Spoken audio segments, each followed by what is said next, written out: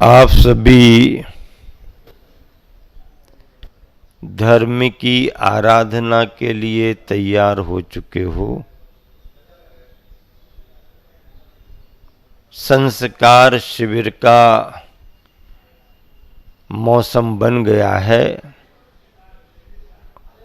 और उससे भी बड़ी बात है कि इस दशलक्षण महापर्व में आपके मन का मौसम बन गया है। इन दिनों में धर्म की बात को समझना है। धर्म वस्तु का स्वभाव है। धर्म दशलक्षण पर्व है। धर्म रत्नत्रय है और धर्म अहिंसा रूप है। बत्थु खहाबो सम धम्मो, बत्थु सहाबो धम्मो, खमादि भावो या दसव्योहो धम्मो, रैनत्ययम च धम्मो जीवानम रक्षणम धम्मो। ऐसे आत्मस्वरूपी धर्म के लिए उदाहरण के रूप में आप ऐसा समझें कि धर्म एक समुद्र सागर के समान है और उसमें उठने वाली लहरें जो हैं वो दशलक्षण के समान हैं। धर्म एक सूरज के समान है और उसमें से निकलने वाली किरणें दशलक्षण के समान हैं। धर्म एक पुष्प के समान है और उसमें खिलने वाली कलियां, पंखुड़ियां वो दशलक्षण के समान है। इसका मतलब ये है कि भिन्न दिखते हुए भी वो अभिन्न हैं। धर्म की परिभाषा में चाहे वस्तु का स्वभाव कहें, चाहे उत्तम क्षमादि दशलक्षण कहें, चाहे रत्नत्रय कहें और चाहे जीवों की रक्षा कहें, सब धर्म के स्वरूप ही हैं। भिन्नता दिखाई दे सकती है लेकिन भिन्न होते हुए भी वह आत्म स्वभाव में अभिन्न है। क्षमा एक धर्म है। इस धर्म को अज्ञानी प्राणी प्राप्त नहीं कर सकता। अज्ञानी प्राणी की क्षमा मजबूरी की क्षमा हो सकती है, मजदूरी की क्षमा हो सकती है, लेकिन मजबूती की क्षमा नहीं हो सकती। क्या कहा? अज्ञानी प्राणी की, जिसको तत्व का धर्म का ज्ञान नहीं है, ऐसे अज्ञानी प्राणी की क्षमा मजबूरी की क्षमा हो सकती है, मजदूरी की क्षमा हो सकती है, लेकिन मजबूती की क्षमा नहीं हो सकती। मजबूती की क्षमा प्रतिकार करने की क्षमता है, लेकिन फिर भी अभयदान दे दिया। सामर्थ्यवान है, फिर भी कह दिया चलो कोई बात नहीं, क्षमा करते हैं। बदला ले सकते हैं, प्रतिकार कर सकते हैं, लेकिन ये सोच करके कि अज्ञानी प्राणी हैं, ये समझते नहीं हैं, इन पर क्रोध करना व्यर्थ है, इन्हें भी सद्बुद्धि आए और ऐसा कहकर के उनको क्षमा कर देना, ये सामान्य व्यक्तियों की बात नहीं है, वीरों का धर्म है। वीरों का यह लक्षण है।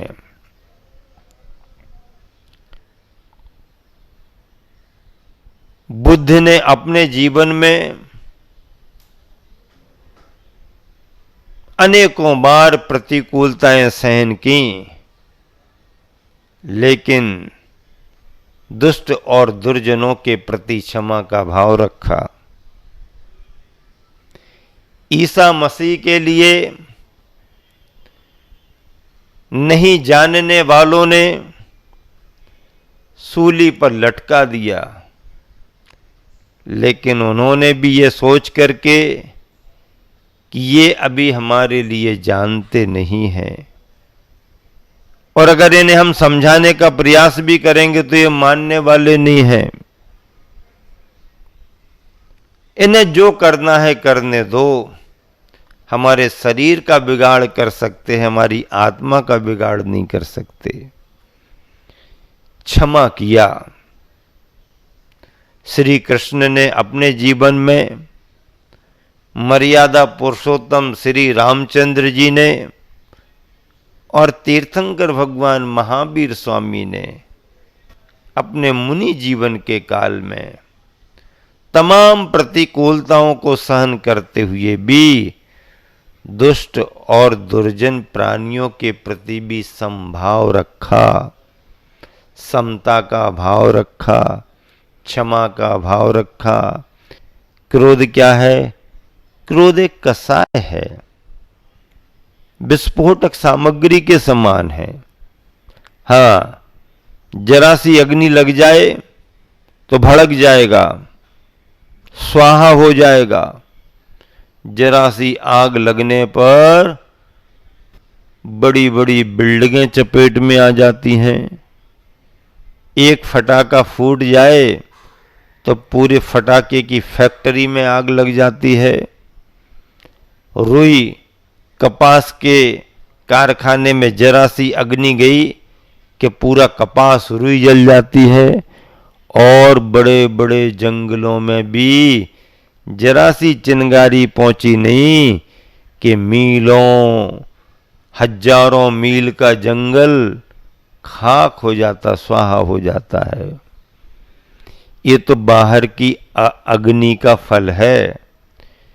क्रोध की अग्नि जब लगती है तो शरीर में इस जीवन को तो नष्ट करती ही करती है, परभव को भी नष्ट करती है।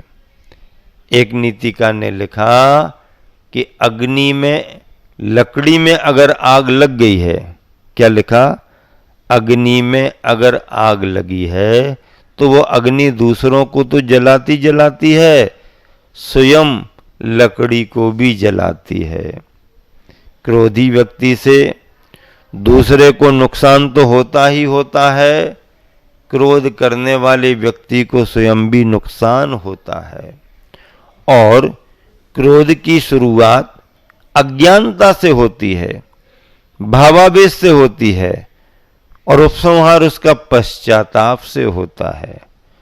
पश्चाताप के अलावा और कुछ नहीं मिलता है। क्रोध के परिणामों को लेकर के गीता ग्रंथ में लिखा है, क्रोधाद भवति सम्मोहा, सम्मोहात स्मृति विभ्रमः, स्मृति भ्रंशात बुद्धिनाशो, और बुद्धिनाशात प्रणश्यति। क्रोध के आने पर सम्मोह की स्थिति आती है, अर्थात हम भ्रमित होते हैं, और उस भ्रमित होने रूप सम्मोह की स्थिति से स्मृति का विभ्रम हो जाता है। स्मृति के नष्ट होने से बुद्धि का नाश होता है, और बुद्धि का नाश होने से सब कुछ नष्ट हो जाता है, कुछ भी नहीं बचता है, कुछ भी नहीं बचता है। इसलिए अब क्या करें? ऐसे विस्फोटक तत्व पर नियंत्रण रखें। हाँ, ज्वलनशील पदार्थ को जैसे आप बड़ी सावधानी से संभाल करके रखते हो, अग्नि से बचा करके रखते हो, ऐसे ही अपने क्रोध रूप ज्वलनशील पदार्थ को बाहरी निमित्तों से बचा करके रखो। बाहरी निमित्त मिले और अंदर का क्रोध भड़क गया, अंदर का क्रोध भड़क गया। 10 लक्षण महापर्व चल रहे हैं। क्षमा धर्म का आज आप सबको पालन करना है। कहीं बैठने में आगे पीछे स्थान हो गया, तुम्हारे क्रम पर कोई दूसरा आकर के बैठ गया, जिस कलश से तुम्हें अभिषेक करना था और उस कलश को किसी और ने उठा करके अभिषेक कर दिया, आपके मन में क्या आएगा? जो आपके मन में आ रहा है वो क्रोध कसाय है। उस पर नियंत्रण करने के लिए आपको अपने परिणाम संभालना पड़ेंगे, परिणाम संभालना पड़ेंगे। जरा भी आप विचलित हुए, आपका धर्म समाप्त। अब बाहर से आप उदक चंदन तंदुल करते रहो, बाहर से आप एकासन करते रहो, बाहर से आप उपवास करते रहो, बाहर से माला फेरते रहो, मन खराब कर लिया तो बाहर की क्रियाएं आपकी सफल नहीं। अगर ना चाहते हुए भी क्रोध आ भी गया तो उसको फिर आगे मत बढ़ने दो, तुरंत उसको खत्म करो। सुबह का क्रोध दोपहर तक ना रहे, दोपहर का क्रोध शाम तक ना रहे, सुबह का शाम तक ना रहे। आ गया लेकिन तुरंत ही उसको हटाओ। अरे तुम्हारी जरूरत नहीं थी, कैसे आ गए, चलो जाओ भैया, क्षमा क्षमा क्षमा क्षमा। हाँ, तुम भी खुश हम भी खुश। लेकिन अगर कोई ऐसा कर रहा है तो उस व्यक्ति को भी किसी के विकल्पों में कारण नहीं बनना चाहिए। सामने वाला विचलित हो गया, मन खिन्न हो गया, उसका ठीक है, उसका धर्म बिगड़ गया, लेकिन तुम उसके लिए कारण बने तो तुम्हारा भी धर्म बिगड़ गया। क्रोध ना करें ये अच्छी बात है, लेकिन हमारे निमित्त से किसी को क्रोध ना आ जाए, ये सावधानी हर व्यक्ति को रखना चाहिए। पाप का भागीदार वह भी है जो दूसरों के क्रोध में कारण बन रहा है, क्रोध को भड़काने में कारण बन रहा है। क्रोध क्यों आ जाता है? इच्छा पूर्ति में बाधा हो जाए, अपना मनचाहा काम न हो, मानसिक अस्त व्यस्तता हो, मौसम गर्म हो, शरीर अस्वस्थ हो तो चिड़चिड़ापन आने लगता है। हमने जो इच्छा की उसकी पूर्ति होती जाए तो हम परम प्रसन्न हो जाते, आहा हा परम प्रसन्न। और हमने जो इच्छा की उसकी पूर्ति नहीं हुई तो थोड़ी हुई, पर्याप्त नहीं हुई, हम क्रोध करने लगते हैं। मनचाहा ना होना हो तो रहा है लेकिन हमारे हिसाब से नहीं हो रहा, चिड़चिड़ापन आएगा। मानसिक अस्त व्यस्तता है, किसी काम में उलझे हुए हैं और कोई बीच में है, कहते ना फटे में टांग अड़ा दी तुमने, हमारा तो वैसे ही फटा था और टांग और अड़ा दी तुमने, लगा दी, और चिड़चिड़ापन आ जाएगा। मौसम की तीव्रता हो, शरीर की अस्वस्थता हो, ऐसे समय में मन में खेद खिन्नता स्वाभाविक रूप से आती है।